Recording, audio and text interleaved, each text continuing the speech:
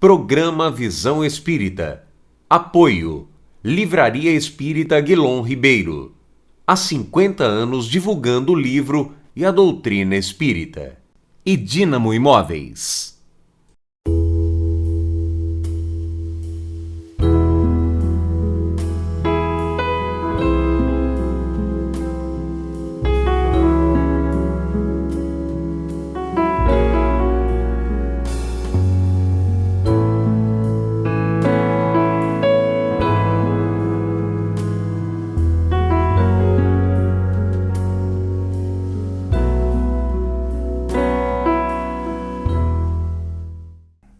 O programa Visão Espírita retorna ao seu lar. Pede licença para trazer uma mensagem de esperança, fé, confiança, alegria e fraternidade. O Visão Espírita recebe hoje nos seus estúdios Dr. Tiago Sintra Essado, natural de Franca, São Paulo, filho de trabalhadores da Seara Espírita de longa data, Sr. Antônio Carlos Essado e Sra. Marlene Sintra Essado. A formação espírita iniciou dentro do próprio lar.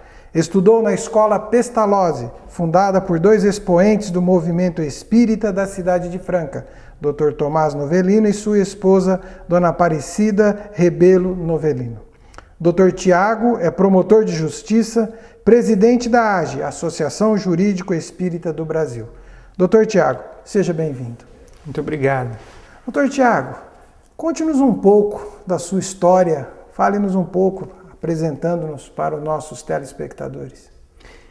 Eu nasci em Franca, como você disse, em 1976, e tive a felicidade de nascer no que nós chamamos de um berço espírita.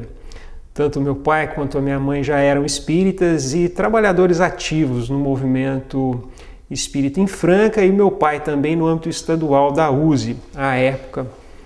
E por conta disso, desde criança, frequentamos a evangelização e fomos então criados neste universo das ideias espíritas, o que muito nos facilitou aí a acepção do conteúdo da doutrina espírita e o nosso desenvolvimento. Frequentamos a Mocidade Espírita, o movimento jovem. Isso foi de fundamental importância para, mais recentemente, trabalharmos aí efetivamente no movimento jurídico espírita. Como você disse, nós cursamos o Pestalozzi, tanto no ensino fundamental quanto no ensino médio, que é uma fundação espírita, e tivemos ali, isso marcou muito a nossa história por conta de convivermos nesse período ao lado do Dr. Novelino, que foi o fundador desta escola, que hoje tem 2 unidades em Franca, mas já chegou a ter 3 unidades, com um trabalho social muito intenso. E ver o Dr. Novelino ali transitando nos pátios da Escola Pestalozzi diariamente, para nós foi muito significativo, porque nunca conseguimos dissociar cada tijolo daquela escola, daquela obra social muito bonita, com a figura, com o exemplo e com o papel do Dr. Novelino. Então foi um momento aí na nossa presente existência de muito valor, que nós respeitamos muito e agradecemos por isso. Depois eu cursei Direito em Franca também, e em 1999 eu comecei a trabalhar na Justiça Federal em Ribeirão Preto. E aqui fiquei até 2002, quando ingressei no Ministério Público. E hoje nós estamos trabalhando em Rio Claro, após um período de 4 anos trabalhando em São Paulo. Dr. Tiago, me permita chamá-lo de Tiago, companheiro da Lide Espírita, com uma formação espírita. É bom a sua apresentação porque mostra para todos os nossos telespectadores que no contexto, no ambiente espírita, temos profissionais de vários segmentos, várias áreas, e que tiveram a sua formação em berço espírita. E isto vem muito latente, vem muito forte na estruturação de princípios e de ação. Hoje exerce a função de promotor. Como equilibrar a promotoria com as suas atribuições e essa formação espírita. Como equilibrar, como lidar com esta realidade, Tiago? É uma pergunta muito interessante, porque aos olhos da sociedade, o exercício da função de promotor de justiça pode ser visto tanto pelo lado positivo quanto pelo lado negativo, né? Por exemplo, alguém que é vítima de um determinado ato criminoso, ele vê no promotor de justiça e a sociedade em geral como, às vezes, aquele que os representa. E, por outro lado, na figura daquele que é acusado, né, e é acusado por um promotor de justiça, pode-se passar a impressão de que há uma relação de ódio, de raiva, enfim.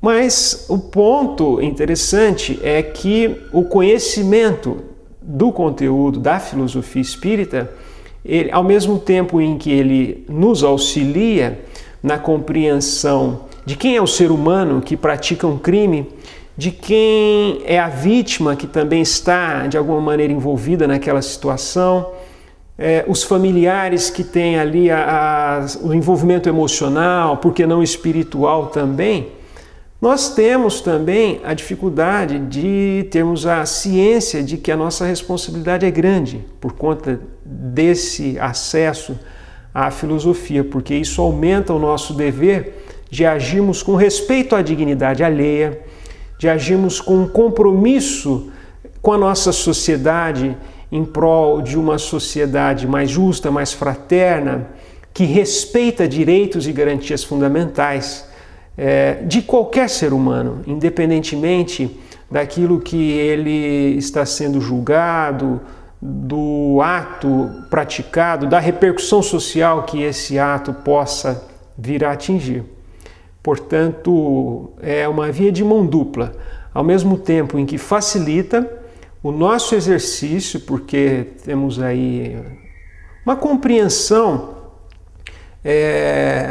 mais humana, nós também temos o dever de realmente colocarmos esse conhecimento em prática, respeitando a dignidade alheia. A doutrina espírita e o espiritismo, né, nos leva muito a reflexões profundas sobre a lei humana, né? Então, dai a César o que é de César, né? E a lei divina e natural, sendo que a lei humana hoje, ela ainda se distancia um pouco da realidade, daquilo que é a compreensão do que é a lei divina e natural, própria da nossa natureza de seres em processos de evolução, né? Tivemos e temos o maior exemplo que a humanidade teve de um espírito, de um escol que nos trouxe uma lei de amor, que é Jesus, né? Então Jesus traz uma lei de amor. É uma lei que nos chama ao amor ao próximo e ao respeito. Como incluir, como trabalhar dentro desse desafio, que é um desafio que você vive, como lidar com esta realidade da lei divina e natural, dos preceitos do Evangelho, ante a relação com a lei humana, né, com a lei civil, que todos nós temos que cumprir. Como equilibrar isto? Como colocar um pouco destes preceitos, destes ensinos de Jesus? É um grande desafio. E de fato, a lei humana, ela se encontra num processo histórico de evolução. Uma evolução natural, aos poucos, lentamente, mas nós somos otimistas em relação a isso, porque se aprofundarmos o nosso olhar nesse movimento histórico, nós vamos verificar que a lei humana avançou, e avançou em muito. Antes nós tínhamos como pena, e de um modo geral e não pontual, isolado como é hoje, por exemplo, a pena de morte. Hoje isso é exceção, embora reconheçamos a necessidade de extirpar de uma vez por todas essa espécie punitiva. Mas nós estamos convictos de que também não basta mudar a lei humana, é preciso que nos mudemos. E aí a necessidade de incluir esta visão da necessidade do amor, de termos aí a introdução do amor em nossos atos, em nossa postura, no lidar, seja o advogado lidar com o cliente, o juiz ou o promotor lidar com as partes que estão envolvidas num determinado processo. Sem o amor é praticamente impossível nós realizarmos uma justiça, seja sob um olhar de uma lei natural, ou seja, sob a perspectiva da própria lei humana, porque o amor é que nos permite ver no outro um ser em essência como nós próprios, e não ver no outro alguém que é, sob o ponto de vista ontológico, inferior a nós. Estabelecemos talvez aí duas realidades humanas, segundo praticamente todas as crenças cristãs, temos uma mesma origem, somos destinados projetados para sermos irmãos e assim nos relacionarmos, né? Independentemente de crença, de não crença, de correntes filosóficas. Então nós acreditamos que sem essa visão humana e que tem como fundamento esta crença na lei do amor, é impossível nós fazermos justiça. Dr. Tiago, essa semana, esses dias atuais, nós estamos assistindo no Brasil um debate, né? um embate de opiniões, de ideias, de propostas, de correntes, de entendimentos, cada um defendendo aquilo que, na sua opinião, né, é o melhor, é o mais adequado, é o mais apropriado. Estabelecer uma Constituição e criar uma lei é algo complexo, né? Não é algo tão simples. Nós lembramos que a nossa Constituição aí já vem há algum tempo, né? Então o debate colocado é a questão da maioridade penal. Nós espíritas temos uma visão de que renascemos, já tivemos outras vidas, teremos outras futuras, e passamos pela transitoriedade da infância, da juventude, da madureza, como parte de um processo educacional e reeducacional do nosso espírito. Nós temos essa sequência natural. Também já conversamos sobre a lei divina e a lei civil. Olhando para o aspecto social, como você pode nos ajudar a entender, dentro da sua perspectiva, essa grande questão, esse grande embate do momento, que é uma das propostas do Visão Espírita, prezado telespectador, trazer os assuntos, trazer temas para que eles sejam conversados e você que está nos assistindo conheça um pouco da Visão Espírita. Essa é uma oportunidade que temos com a presença do Dr. Tiago. Qual é o aspecto social que nós podemos analisar sobre esta questão da maioridade penal, que é um momento muito debatido? Bom, em primeiro lugar, o debate em si, ele é salutar, porque nós tivemos épocas em que nós não tínhamos aí liberdade para expressar as nossas opiniões. E atualmente isso é possível. Evidentemente que há exageros, que há excessos, há falta de respeito com o posicionamento alheio, mas isso faz parte desse caminhar natural, desse progresso social. O tema é muito interessante, né? E, enfim, por conta disso, a repercussão ela é muito grande.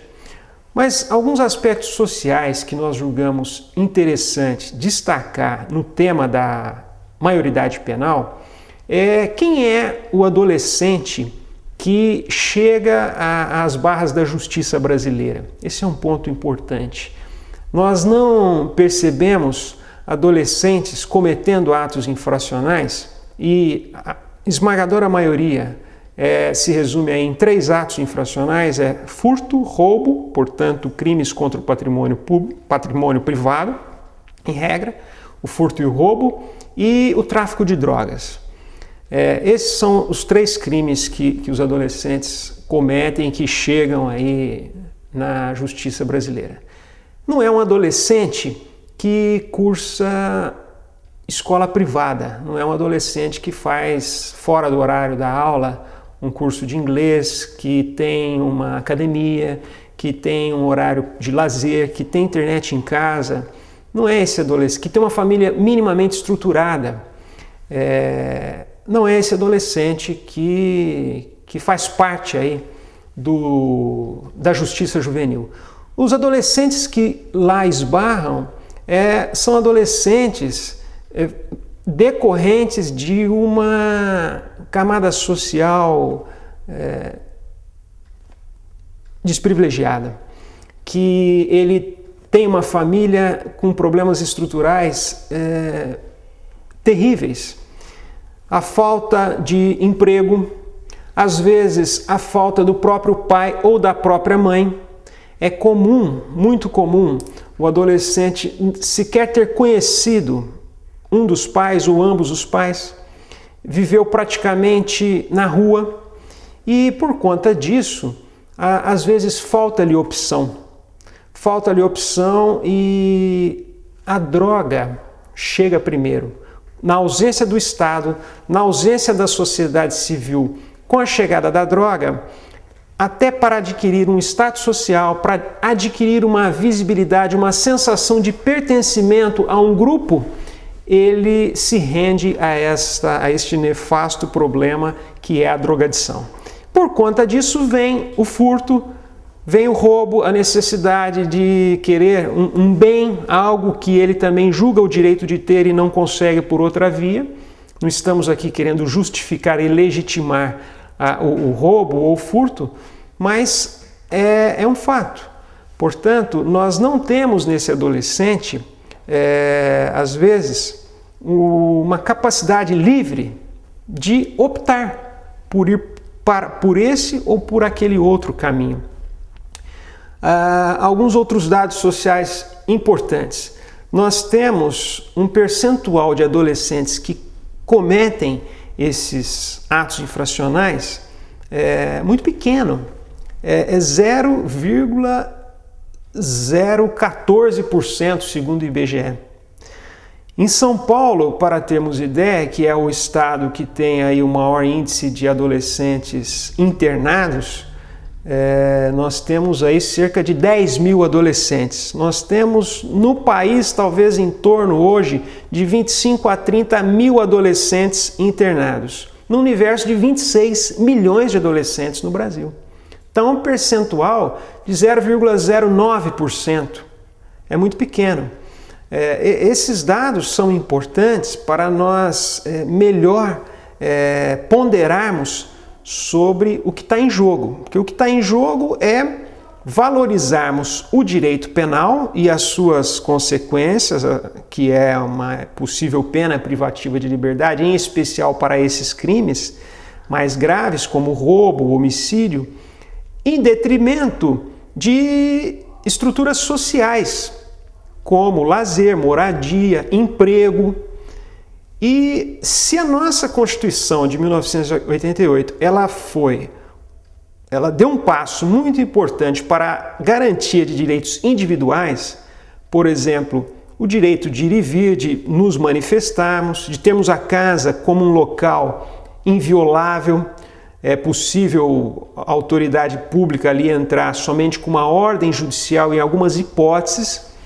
Essas conquistas são importantes, mas nós temos nessa mesma Constituição Federal, como direitos fundamentais, direitos sociais. Esses que nós mencionamos: lazer, moradia, previdência, emprego, e tudo isso dentro da necessidade de considerar cada ser humano com dignidade. Portanto, nós precisamos, dentro deste debate que está em jogo, ponderarmos os dois lados. Porque o que nos parece é que quando se coloca essa posição, e nós temos aí cerca de 87% da população brasileira favorável à redução, a ideia nos parece que é acreditar que com essa medida vai haver uma melhoria na segurança pública.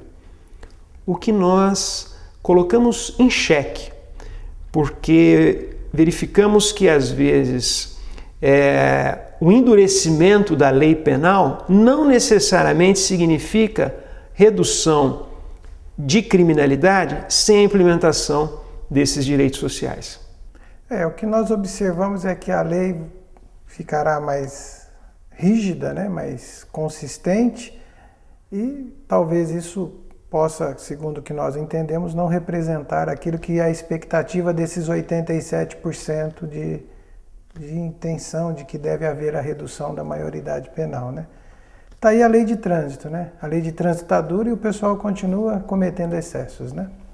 Mas, independente disto, nós pedimos ao Dr. Tiago agora a posição, a visão, o entendimento, a compreensão, como nós espíritas, né, sabemos da sua função de presidente da Associação Jurídica Espírita do Brasil. Qual é a posição nossa? Qual é a posição da associação? Qual é a proposta? Como nós vamos, porque nós espíritas temos que nos posicionar perante a sociedade. E uma posição institucional da AGE, uma posição sua. Mas vamos começar pela sua posição, depois a posição da AGE. Como o Dr. Tiago, como espírita, entende que nós devemos e podemos nos posicionar diante de um debate como esse? A nossa posição é a da necessidade de, dentro deste contexto social, de marginalização, de ausência de direitos, de ausência de Estado, a de nós primarmos pela necessidade de garantir esses direitos básicos, de que o Estado não se omita, de que valorizemos a educação como um direito fundamental, sagrado para o desenvolvimento da criança e do adolescente. E, aliás, isso é um ponto interessante, porque o nosso próprio Estatuto da Criança e do Adolescente, que é uma lei avançada em todo o globo, ele considera a criança e o adolescente como um ser em desenvolvimento moral, físico, psíquico e espiritual. Essa expressão, ela consta deste texto normativo. Então, se a nossa ordem jurídica assim considera a criança, em especial o adolescente, a nosso ver, é um retrocesso social e jurídico desconsiderarmos isso e, ao invés de garantirmos medidas que possibilitem este avanço, este desenvolvimento dentro de uma ordem natural, acreditarmos que o direito penal, que é uma medida repressiva, é a força do Estado. Quando nós invocamos o direito penal, nós estamos limitando o direito do cidadão. Nós estamos, ao invés de optar pela liberdade, acreditando na restrição à liberdade, na introdução de medidas repressivas. Lógico que a sociedade ela precisa de ter aí um ambiente de um convívio social ordeiro, mínimo, com respeito às regras postas. O problema é que o Estado não respeita as regras por ele impostas. Portanto, essa é a nossa posição. Somos contrários porque, neste momento de crise, nós optamos pela necessidade de investirmos na educação, no lazer, em condições dignas de emprego, do que acreditarmos que medidas repressivas vão representar aí a salvação de nossa sociedade.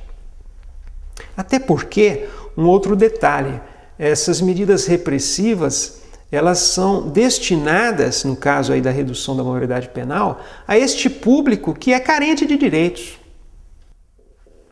Dr. Tiago, o tempo voa. A conversa é agradável, os esclarecimentos são importantíssimos, né? E o programa Visão Espírita está à disposição do seu telespectador através do site do programa www.visãoespírita.com.br, através do site da USE, www.userp.org.br, e através do site da Sociedade Espírita Allan Kardec, www.seacrp.com.br. Dr. Tiago, como o tempo foi célere e os esclarecimentos valiosos, né? Já aproveitamos para convidá-lo para um próximo programa, assim que a sua agenda permitir, porque temos muitos assuntos que eu tenho certeza que o nosso telespectador gostaria de ouvir o seu parecer, a sua opinião, a sua orientação e a sua visão espírita. Suas considerações no nosso encerramento do Visão Espírita de hoje. Eu agradeço a oportunidade, a atenção de todos os telespectadores e nós estamos denominando este atual momento nosso como tempos difíceis, né? Uma crise ética, uma onda de pessimismo, um ambiente negativo muito grande. Então, a nossa filosofia, ela nos impõe que neste momento nós tenhamos aí esperança, nós tentemos reverter esta onda de pessimismo com alegria, com fraternidade, com um tratamento digno a todos aqueles que, de alguma maneira, são colocados em nosso caminho, desde as pessoas que exercem serviços mais simples, até aqueles que ocupam funções de relevância na sociedade, porque todos são indistintamente iguais, seja aos olhos da lei humana, seja aos olhos da lei natural ou da lei divina. Portanto, nós agradecemos a oportunidade e estamos à disposição para outros bate-papos. Dr. Tiago, Visão Espírita agradece a sua presença e agradece a você, nosso telespectador, esperando encontrá-lo no nosso próximo programa. Até lá!